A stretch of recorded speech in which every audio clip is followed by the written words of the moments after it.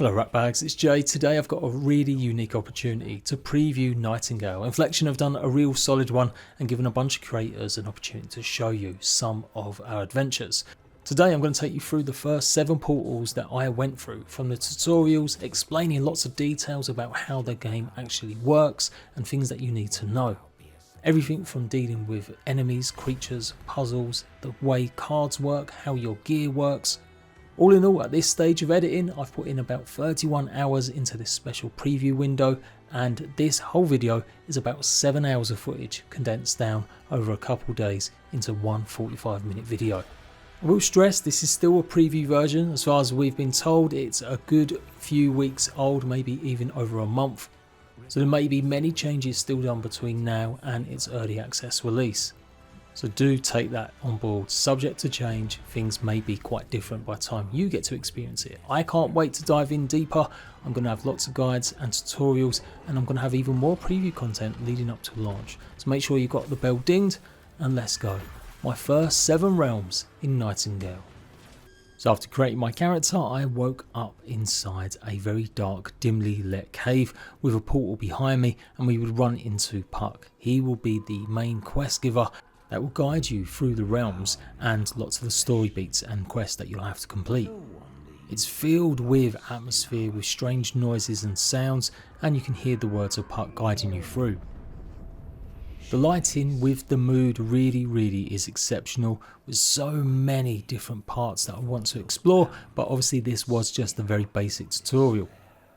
Having play tested the game for nearly 2 years, I kind of wanted to skip through some of the stuff that Puck had to say, as obviously I'd done this a couple of times by now. Puck is very twee and he often uses quite flowery language, but obviously giving you direction and explaining what you're looking at. This is a Fey portal. You can use these and you'll find various different versions of this out in the world. And this is where you'll play your cards that dictate what kind of world that you'll be exploring. Obviously the tutorial is preset, but in the future you'll be able to make your own mini portals to have up permanently if you want to go and explore as many different worlds as possible. But you will come across these large Fey structures and sometimes smaller ones that lead to challenge dungeons, or to simply go ahead and use as a regular portal so you can go to another realm.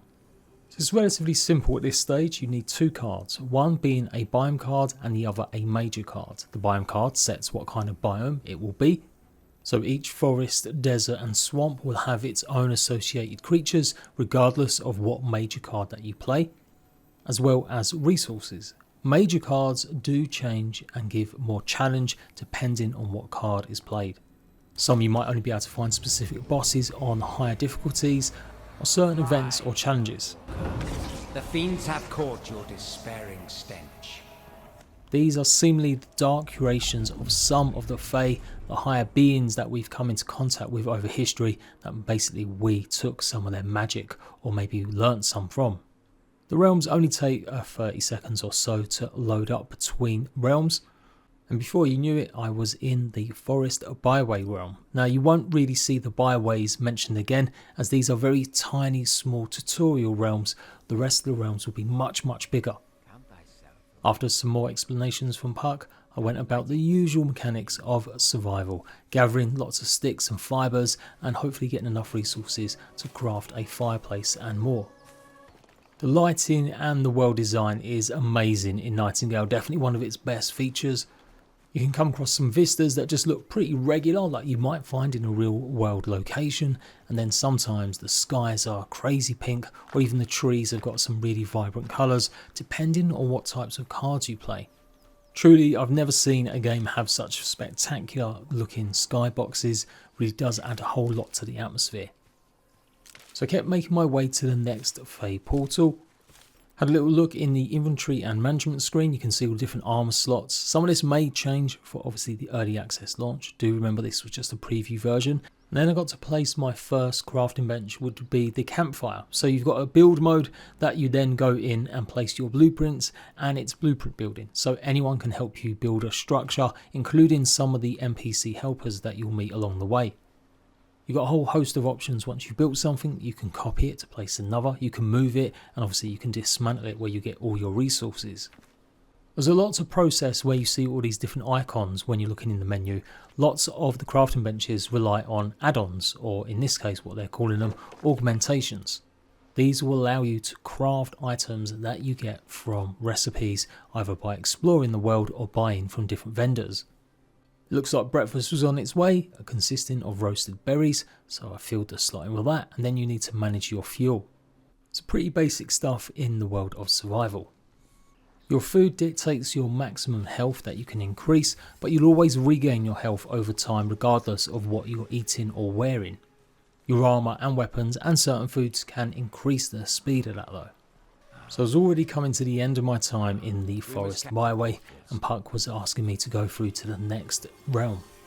There is a lot of depth to this game, so at any time you can go and check the codex to explain more about certain aspects, whether it's the card or the basics of survival. It's also got a how to play guide too. Next up was a desert themed realm. Each card will have a little red diamond on it with the number indicating what kind of level you should be with your gear score. Every piece of armour, the weapon that you're holding, contributes to your gear score, and so you do have to be the right one to enter certain places and to go accessing some of these realms, or you'll find it incredibly tough. There's no rush with this, you can take your time, really build up lots of resources. You'll carry everything with you through this tutorial if you really just want to explore the forest, but I do recommend that you kind of blitz through a lot of these early byways. So now we're in the scorching desert. I'll have to be careful of overheating. That's where an umbrella comes in handy later on. And Puck teaching us the importance of getting shelter and resting. Stick tents are pretty easy to make up, and this is a place that you can get out of the scorching sun or rain on certain biomes and then go ahead and place a bed. You have to rest quite frequently in the game, as there is a stamina bar that if it goes all the way to the bottom you will eventually succumb of fatigue and die. That's the tiny little bars that are around the yellow ball. The yellow ball is your common stamina that you use for running around and just attacking enemies or climbing.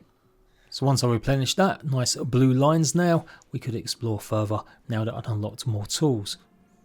I quickly crafted the basics of an axe, pickaxe, knife, sickle and torch.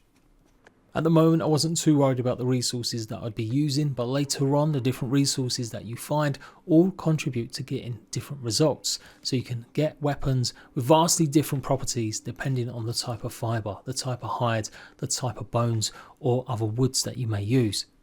We are of course in alternate dimensions or very far away places, so you will come across strange looking creatures like this one, as well as the automatons. These generally are quite dangerous, depending on what type you come across and whether or not you end up attacking them. I was getting overheated now, so my stamina wasn't actually replenishing as much as it should. In fact, it was going down. But taking shelter did quickly fix this. There are so many varied points of interest in the game. You'll come across these hope echoes at a lot of them, rich in detail and lore and story of maybe adventurers' travels or explaining some of the environment or items and things around you. There's such an array of weird and wonderful creatures that have slightly familiar feel. But no time to dawdle, it was getting on and I really wanted to get through to the first part of the real experience of Nightingale rather than just the tutorials. It is worth scouring a lot of the ruins and points of interest you'll come across, especially for these types of chests, which will reward you with all sorts of either resources or items like cards, potions and more.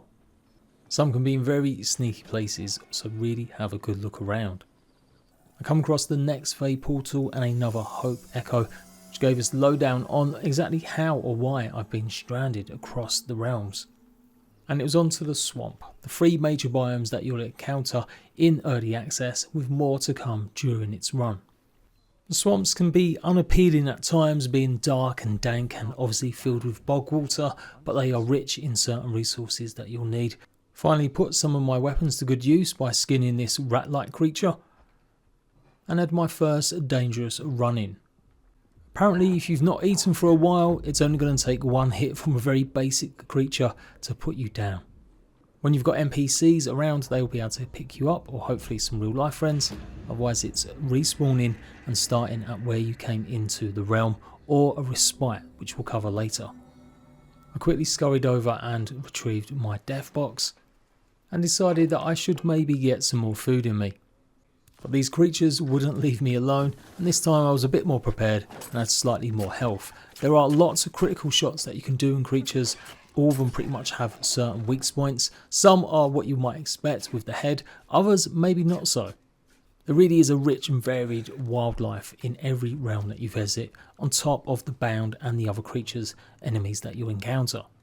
Much like other popular survival games, you have 3 slots for food, and you can pretty much get extra bonuses and buff depending on what you eat. You will be utilising melee weapons a hell of a lot, and there isn't that much choice in the early game, but once you make it through to later stages, little spoiler here, it really does open up, and you get a plethora of different types of melee weapons that you'll be able to utilise, as well as firearms. Water cabbage for lunch, anyone? Made my way over to some of the large structures and picked up various different bits of loot, whether it be bound fibres or buckets of coal. And of course ingots. There is a huge amount of smelting, crafting and refining in Nightingale. It's always worthwhile exploring and looting as much as possible for some of these resources. You can pretty much take on almost every location that you see and have it as your base if you really wanted, with a lot of the crafting benches and buildables being able to be placed in these structures. Even if it's only a temporary camp, it's something that you can do while you carry on looting and looking around the area. You might notice there is different bars. You've got an offhand slot or series of slots for weapons, and they've got regular weapons, but this may or may not change depending on early access launch. I'd reached the top and I discovered more cards and more resources, including my very first infusion. This purple icon here represents something that you can apply to either clothing or equipment to give you buffs, in this case extra stealth to avoid enemies. You'll find these out in the world exploring or as rewards, or being able to finally get the recipes yourself and craft them. Carried on making my way up to the top and got even more loot along the way. I'm glad I did reach all the way here because there was an umbrella in this chest. The umbrellas, as I said, give you protection against the elements like heat and rain and maybe even hail, but they also have another job. You can use them to glide down from high places as long as you've got enough stamina, and of course I just run out. If you fall enough you will break your leg and you'll need a healing salve to fix it, otherwise you go incredibly slow. The negative debuff did run out eventually, meaning I could go and explore the other tower, capturing all of the loot. Already my inventory was looking pretty stacked. I was over encumbered with so many different resources and items. Eventually made my way to the final Fey Tower on this tutorial map, and this would be the last one before actually expanding and going into the game properly. It was a forest card, but also an abeyance card. The abeyance card is a major card, and it's basically a very calm and peaceful environment to live on and set up your first estate. This time the bound did actually spawn, and I had to face off against them before I could progress. There's a whole host of different types of these mob and enemy, so you do have to really adjust depending on what one you're facing. But these early game ones are pretty basic, just simply aim for the heads and get them critical hits in. They can jump about wildly flailing, and you might want to go into third person if that suits you better, but Nightingale has been designed to be first person primarily. You will pick up certain pieces of loot from these guys, namely usually wicks or maybe certain fibres. And after a quick screenshot, it was time to go through the portal. So the abeyance forest would be where I'd set my base with others as part of this preview for a good chunk of time. As of this recording and editing, 31 hours into Nightingale in only a matter of days. Now I would have to construct my estate cairn, and this would be pretty much where your base location would be. Every time that you travel to another realm, you can simply go on the map and teleport respawn back to your home respite, your home realm. Now the tutorial's out the way, I could go ahead and invite friends. And luckily enough, I had a friend that had already started building a base as I actually joined their abeyance forest. You can see some of the points of interest, really intriguing about what you'll be doing there, and obviously much more of a challenge. The rest of this biome and realm is relatively safe. At night time you may have some bound that will spawn in places, but once you've got a location up as your respite, it often stops them from spawning directly in that area. Apart from the occasional boar, maybe a wolf, and like I said, maybe a bear in certain places, there isn't too many other dangers unless you go to these specific points of interest where there'll be certain challenges, sometimes puzzle based, sometimes combat based, with each one giving you a reward of essences or certain either unlocks for crafting or maybe charms or infusions. Shout out to Katari, a Twitch streamer and YouTuber, so go and check her out. You'll find the links to her channel in the description box down below. We pretty much teamed up and did a large chunk of the game together, making our way from beginning all the way to mid game. I wasn't necessarily sold on this location with the water giving you that debuff every time you had to get across to it, but she had picked a good spot because it was near one of the Fey portal towers. It'd be a while before we could craft our own individual ones, and so we'd be utilising the larger one to get through. And here's the shack that she'd built. The building tile sets you will unlock by going and finding certain NPCs in certain realms. There is no tech tree in the game. You don't simply unlock recipes just by progressing with XP. You buy pretty much all the recipes from traders, or like I said, you can earn them or find them in encounters. The abeyance realms, if that's what you set as your respite, really are designed for you to learn and progress through the game at a more leisurely pace. You'll use this as a base of operations, travelling to the other realms and then bringing back the goodies to hopefully craft and refine to make better gear and progress to even harder realms. Despite the limited basic build materials, Katari had done a fairly good job of giving us a nice homely shack with the gorgeous light shining through these windows. I spent some time sorting through my inventory. There are some buttons where you can transfer quickly and easily, but it is at the moment quite traditional crafting where you have to have the resources on you if you want to craft an item in a crafting bench. So at the moment, when you group up with other players, you still need to go ahead and unlock the crafting benches yourself by buying them or again finding them out in certain encounters. That bench I couldn't actually craft or make anything because I still need to complete some of the missions and quests to guide me there and actually buy some of the stuff myself. First order of business really though was putting my cairnstone down. This is where you will respawn every time that you die in the game on this particular realm. If you travel to another realm, you'll die outside the Fey portal that you entered it on unless you've crafted something later, which gives you a respawn point. There is no fast travel across any of the realms so far. They are much larger, obviously these full game ones rather than the byways, so it can take a while sometimes. So you do need to pay attention to where you're going to place your first base and cairnstone, hopefully close to a Fey portal. I, of course, succumbed once again to exhaustion before I could place my bed down. And I hadn't actually built the cairn itself, so I had to go back over from the original spawn point once more. Give me another opportunity though to get some much needed resources. Up to 6 players can play on the same realm together. If you want to see where each other are, you do need to set up a party once you're in the same realm. And the specific Fey towers that you can complete, challenges that will reveal all the points of interest that you might want to explore on the map. But only once you've completed them, otherwise you'll have to rely on just coming across something interesting for it to pop up on the map. And with the state stone finally placed, I now had access to crafting at the simple workbench and another little tutorial from Puck. With my umbrella keeping me safe and dry under the rain, I went and explored to hopefully find some essence traders and complete my first Fey dungeon. The landscapes of each realm really are very different and varied. You'll come across imposing cliffs, some that you'll need picks to actually climb. You will have to take a dip into the water to gain certain resources like coral that you'll find on the seabed. And you can pretty much build absolutely anywhere on these realms. I finally made it to what I have now dubbed the Tower of Power. This would be where I'd gain my follower and meet some of the other NPCs. Everything you buy you use essence, and there are 4 different types of essence. On the abeyance realms you might only find the white basic essence, but this should be enough to buy a lot of the items you need. If you want more of the next level essences, you'll have to explore a slightly harder major card biome. Pretty much every realm that you visit will have a essence trader, sometimes even 2, and some do have specific quest givers that will give you rewards for completing certain lines of missions. I bought up pretty much everything that I think I could need, utilising all of my essence. But there's still a lot that I didn't have enough for, and you can see there's a big choice in other items, not just crafting benches, but things like the realm cards, estate dress cards that you can give to players so they can visit your realm whenever they want without them having to set your realm as their home.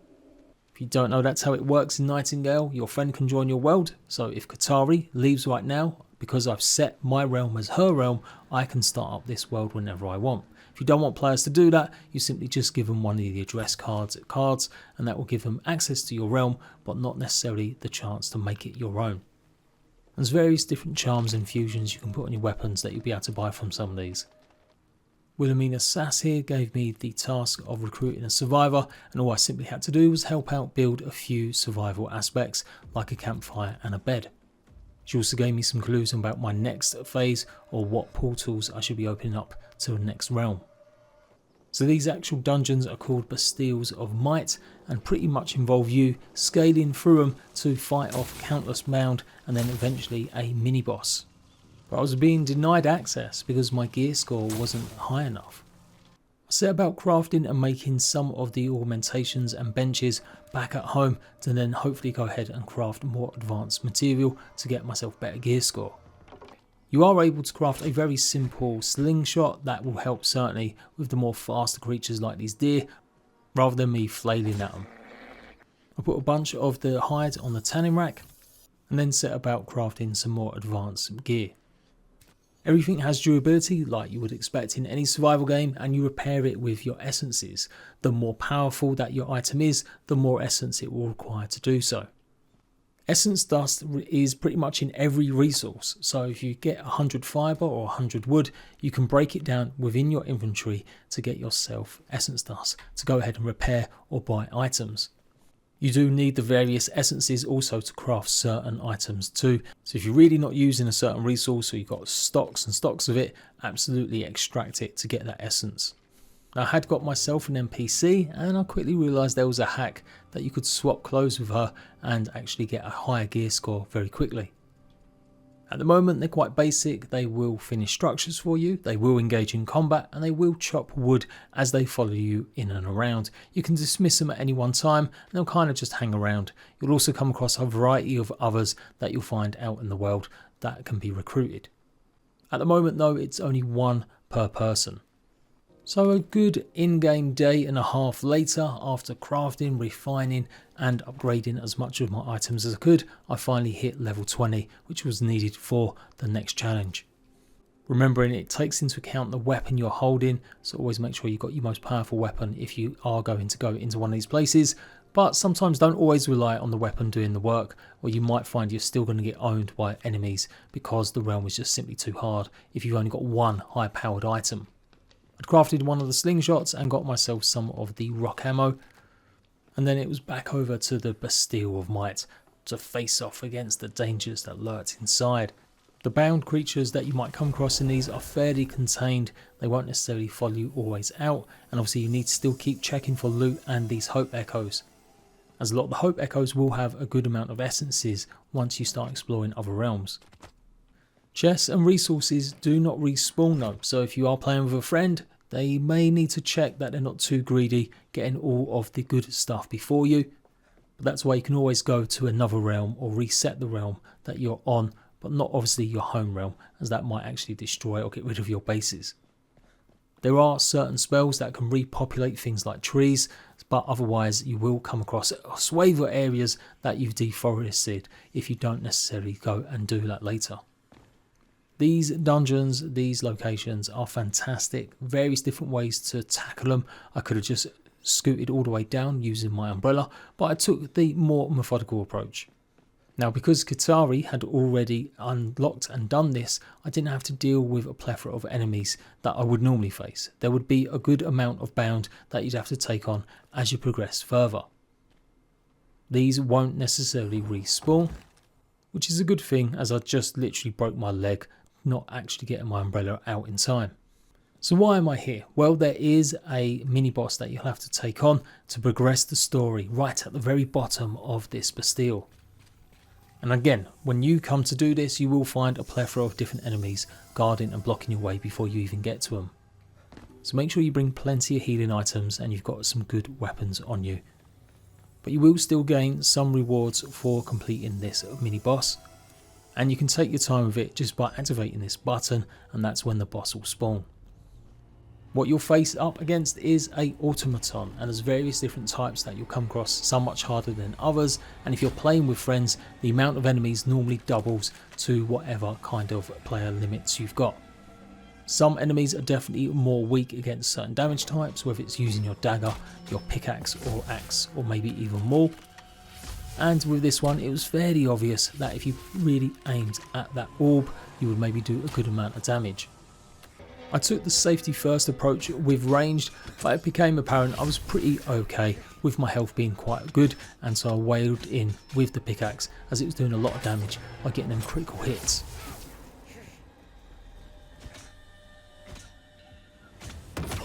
Just look out for the little explosions that some of these guys have. And there we go, I picked up my reward, which was the antiquarian card. This would be the step up in difficulty from the abeyance, and I'll be able to go ahead and craft whatever biome I wanted, forest, swamp or desert, and go and explore. You do this with the simple enchanter's focus. With that encounter I had earned some more of the slightly higher grade essence. I was able to buy some more of the crafting benches. Every crafting bench has a upgrade equivalent, and then you have the augmentations, which are additional decorative pieces that will give you advanced abilities or recipes once you find them recipes out in the world. So back at base, I then had the Fey portal set up pretty much to go and explore the next realm. Before doing that though, I decided to spend some time gathering some resources and building up some supplies for me and Katari. Little FYI, trees can do damage to you if they fall directly, and they can destroy parts of your base or damage it at least if they also fall, so be careful where you build. There are so many crafting options, so many different benches and upgrades, and it can be a bit overwhelming at first. If a recipe for something hasn't or seemingly isn't unlocking or able to craft, do check and make sure you've got the right augmentation that allows you to do so. And lots of the crafting benches share the same augmentations. So sometimes if you filled one up, like these have got 4 slots, if they're completely filled, then maybe another new augmentation won't actually have any effect until you move one of the ones that you've placed somewhere else. The basics are all here though, like getting wood lumber from a saw table, helping craft and refine stone at a masonry bench. Eventually, once you've got enough resources, you can craft the next upgrade of tools, which you'll need because some resources cannot be harvested until you've got the right level item. As dawn broke, I was finally ready to go to the next level difficulty of realm. Remember, the abeyance realm, which I'm on now, is the forest, but you can have it as the swamp, you can have it as the desert, and this next level, the antiquarian, is the higher level. And again, you can choose to have it as a swamp, a desert, or forest. But the mission was directing us to this forest version to meet up with a special NPC. Aurelio here had some quest lines for us and items that we'd also be able to buy from him, as well as finding the essence trader nearby. You can really see how different the environment is now that we're in antiquarian forest compared to the previous one. You may have heard of miner cards. Well, why aren't they working? They were part of the early development. They're still there, but they get applied at certain points on the map, which we will discover a bit later. You've got various different wildlife now as well, again giving you different resources in different tiers of resources like hide, meat and obviously bones. Certain creatures have different properties as well, like giving you extra health or extra stamina or resistance against the elements or poison. And these are all the things you'll learn by hunting and killing every kind of creature that you come across.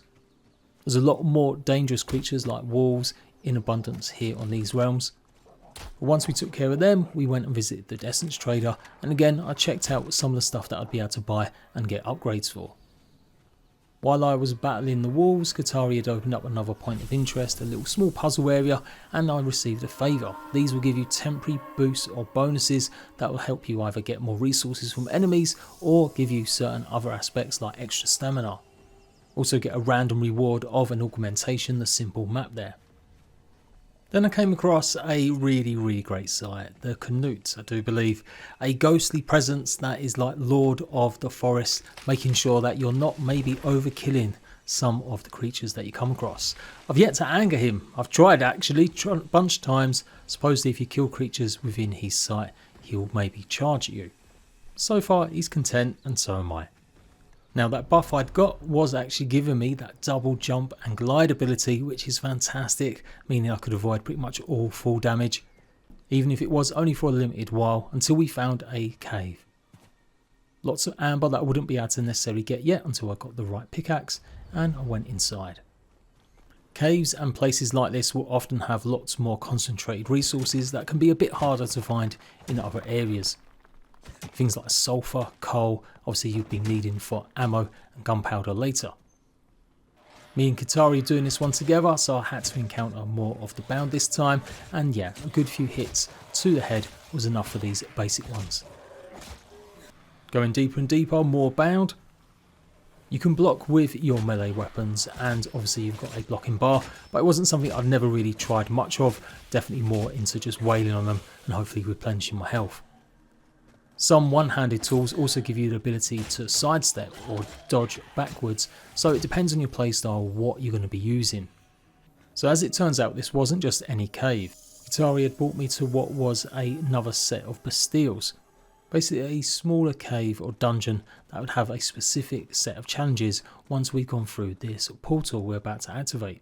Also picked up one of these. This is a synchronous lotus, which you'll need to craft your own portals and some other higher end craftables.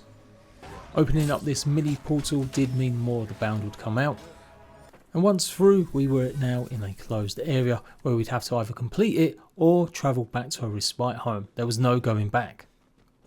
These offer very different challenges depending on what one you've gone through, obviously some wildlife and plenty of bound. Effectively, we would have to fight off waves while looking for markers that would open up the box and hopefully get us to the end of the challenge. Definitely worth it as the rewards are pretty big in terms of essences.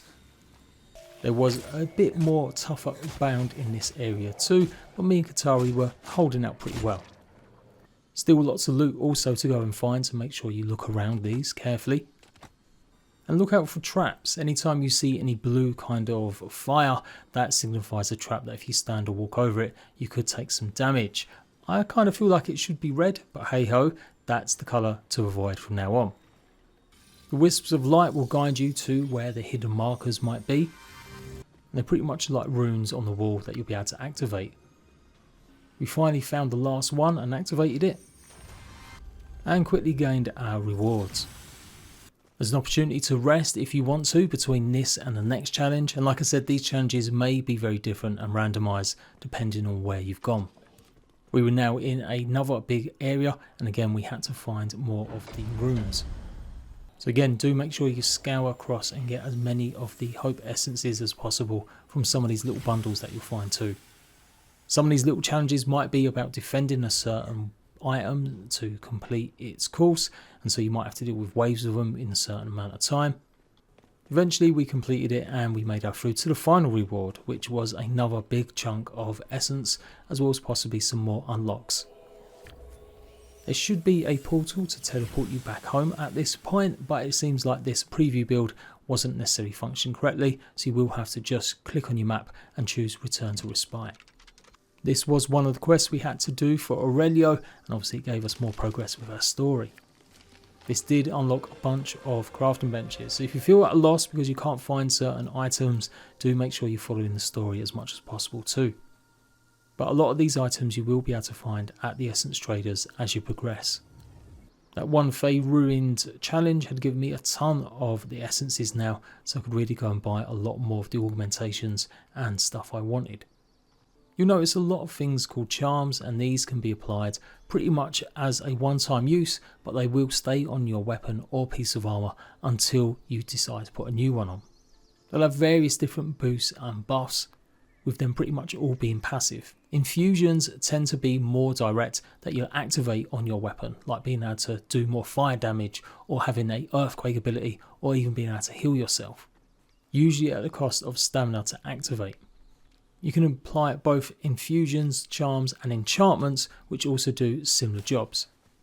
If you're not much of a builder, you can actually find structures out in the world. Sometimes you'll have to help NPCs rebuild some of these. Others you'll come across complete little villages that you can take over and have as your own base. Many will come with some of the more advanced augmentations that you might need. So if your build skills lack, don't be afraid of just taking over something that you like the look of. You can only have one cairn respite at a time, so that means basically your home realm. So if you do decide to change, then this would become your home realm.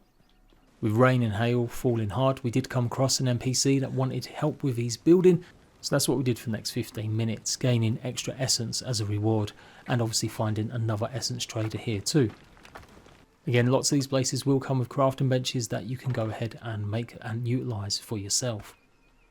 They'll often have one of them special chests as well that you can all get loot from. It's only certain chests that will basically be swiped by one player, whereas some of these chests and the much smaller ones, every player will find something inside. Another challenge now, another point of interest. This one a bit more puzzle based, mixed in with taking on some bound at first. And in actual fact, if you make a mistake with some of these puzzles, it can sometimes summon extra bound, so you have to pay attention. But first, dealing with the initial wave.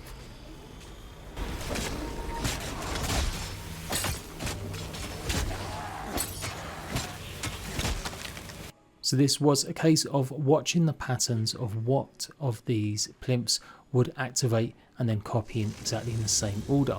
If you made a mistake, it would turn red, and then that would mean more bound spawn. All the while trying to avoid some of the traps in the floor. It took a few goes, but eventually Katari solved the puzzle, meaning extra fat rewards for me. Now these are actually Fey Towers, and these Fey Towers have a very specific use at the very top of it if you can make it. And again, they'll be different depending on what or where you're exploring. Some may have mazes and labyrinths that you have to come across, others might be a little bit more simpler. But at the very top you'll find the item that you can use, minor cards. Of course, it was still a challenge with lots more of the bound spawning as well as poison traps all over the floor.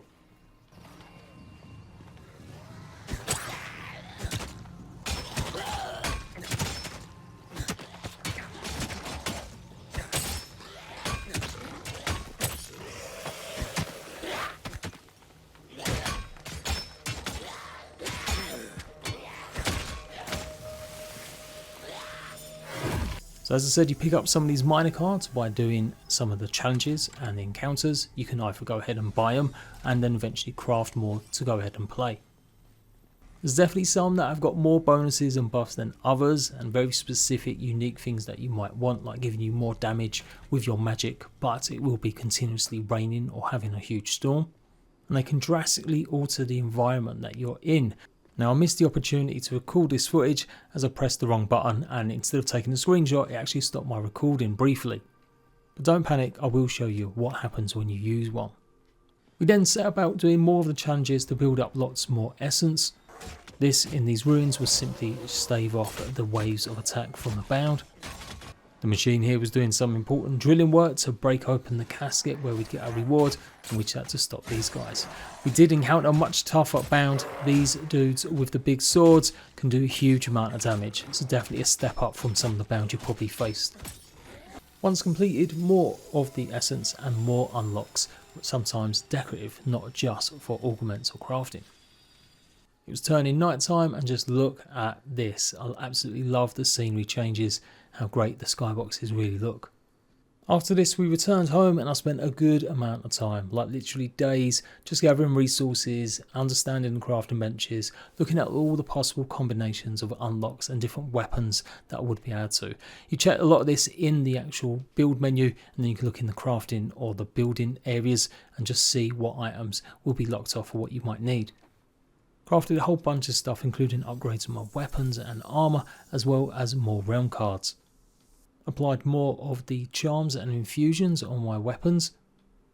Don't be scared to use these up, you'll have plenty that you'll be able to earn or craft for yourself, so always just make sure you mess around and see which ones work for you. You can unlock the ability to hold more of them as you progress on your weapons and gear too.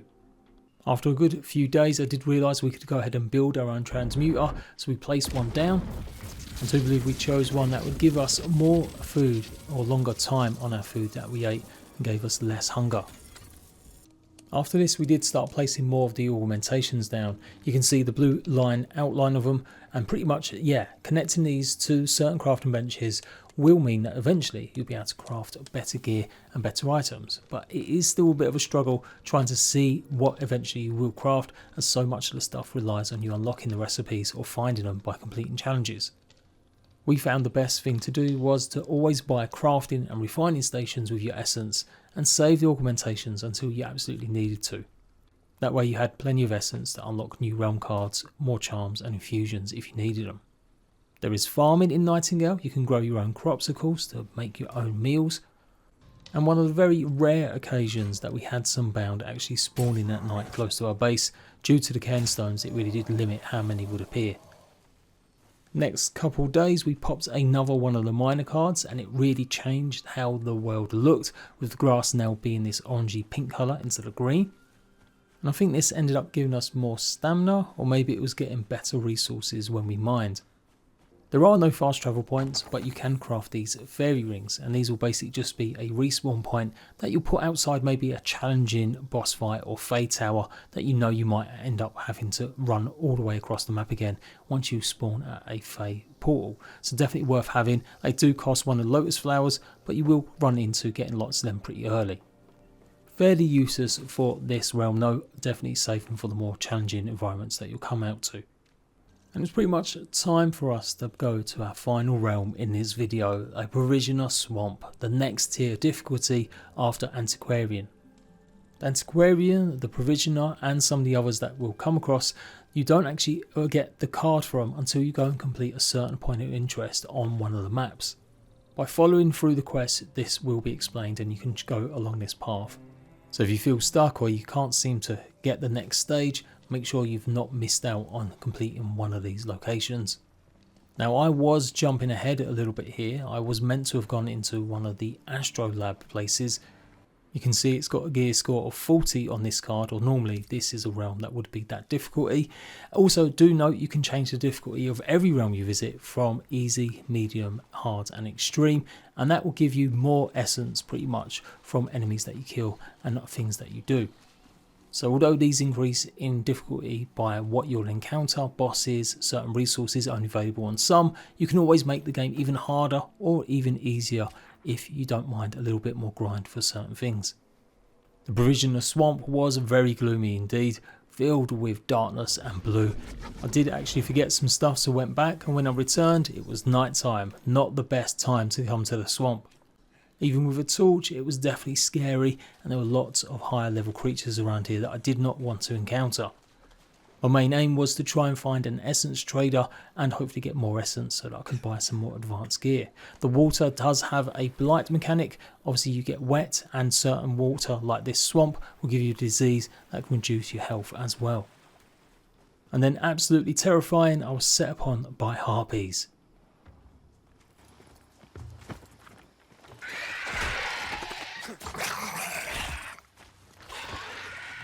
The panic was setting in and I was getting a lot of confusion with my buttons trying to pull out the right weapon. These guys were pretty tough.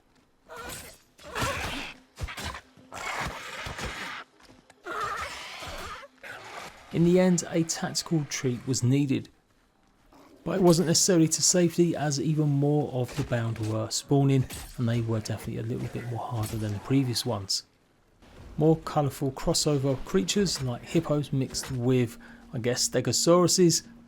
Eventually I did make it over to the essence trader, but still had to deal with a whole host of bound, including this flame guy. These are seriously OP, you really do not want to be messing with these on higher level. They can fire big balls of fire at you that do a huge amount of damage. But just about managed to hold my own before finally defeating the last one and getting a chance to talk to the trader. I was seriously lacking in some of the essence, and despite this realm being clearly above my level, I figured I would try and spend the night and explore more during the day. When I was rudely awakened by more of the bound setting me alight and attacking.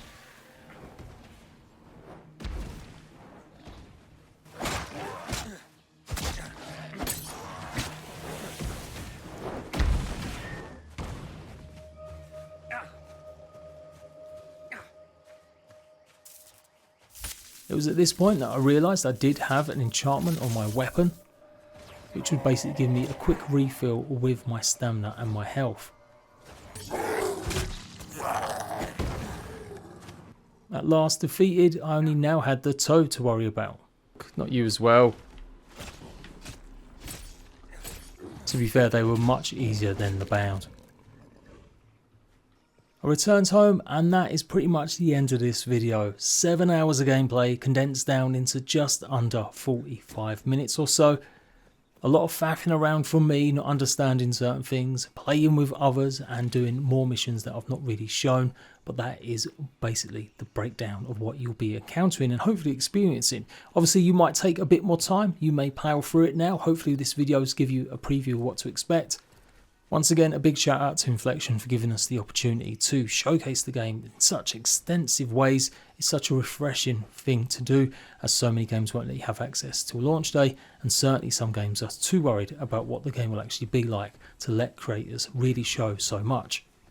I've also got lots of thoughts and opinions about Nightingale, and you're going to hear more about them on the launch on the 20th. And I've got plenty of more preview guides incoming. I'm going to be taking a look in depth more at lots of these biomes and realms, how to utilise the cards, creatures you encounter, and more of the challenges with more details. So stay tuned, make sure you've got subs on, notifications bell dinged, and I'll see you ratbags for more Nightingale soon.